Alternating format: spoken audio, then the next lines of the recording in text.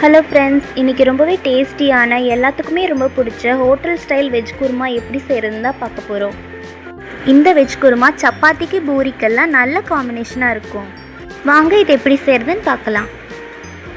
இதுக்கு ஒரு கடாயில் நான் கொஞ்சமாக கடலெண்ணெய் சேர்த்துக்கிறேன். எண்ணெய் காஞ்சதும் இதில் கொஞ்சமாக பட்டை, கிராம்பு, ஏலக்காய், சோம்பு, சீரகம், அப்புறம் பெரிய ஏலக்காயும் சேர்த்துக்கலாம். இந்த குருமாவுக்கு நான் ஒரு பெரிய வெங்காயத்தை சின்னதாக வெட்டி வச்சுருக்கேன். அப்புறம் 3 பச்சை மிளகா, கொஞ்சமாக கருவேப்பிலையும் சேர்த்துக்கலாம். சேர்த்துன்னு நல்லா கலந்து விட்டுக்கோங்க.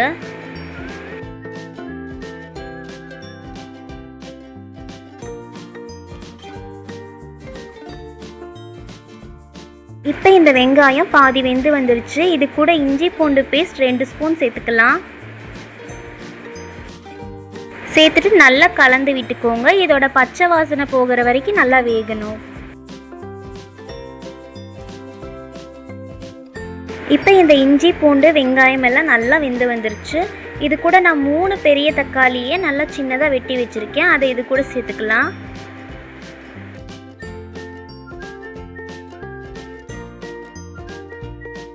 இப்போ இந்த குருமாவுக்கு தேவையான கல்லுப்பு நான் சேர்த்துக்கிறேன்.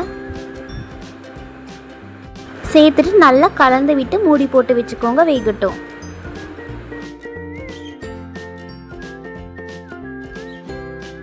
இப்போ இந்த தக்காளி நல்லா வெந்து வர நேரத்தில் நம்ம இந்த குருமாக்கு தேவையான மசாலாவை ரெடி பண்ணிக்கலாம். இந்த மசாலாவுக்கு நான் 1/2 மூடி தேங்காய், 8 முந்திரி பருப்பு, 1/2 டீஸ்பூன் சோம்பு, 1/2 டீஸ்பூன் மஞ்சள் தூள், 2 டீஸ்பூன் கரம் மசால் தூள் சேர்த்து நல்லா பேஸ்ட்டாக அரைச்சி எடுத்துக்கலாம்.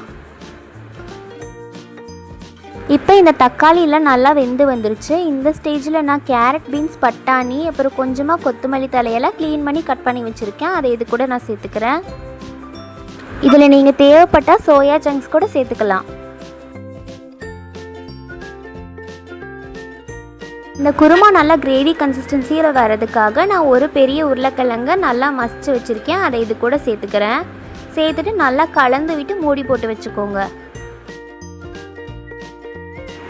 இப்போ இந்த காயெல்லாம் கொஞ்சமாக வெந்து வந்துருச்சு. இப்போ இந்த குருமாக்காக அரைச்சி வச்ச மசாலாவை இதில் சேர்த்துக்கலாம். தேவையான அளவு தண்ணி சேர்த்து கலந்து விட்டு உப்பு கரெக்டாக இருக்கான்னு செக் பண்ணி பார்த்துட்டு மூடி வச்சுக்கோங்க. ஒரு 20 நிமிஷம் நல்லா வெந்து வரட்டும்.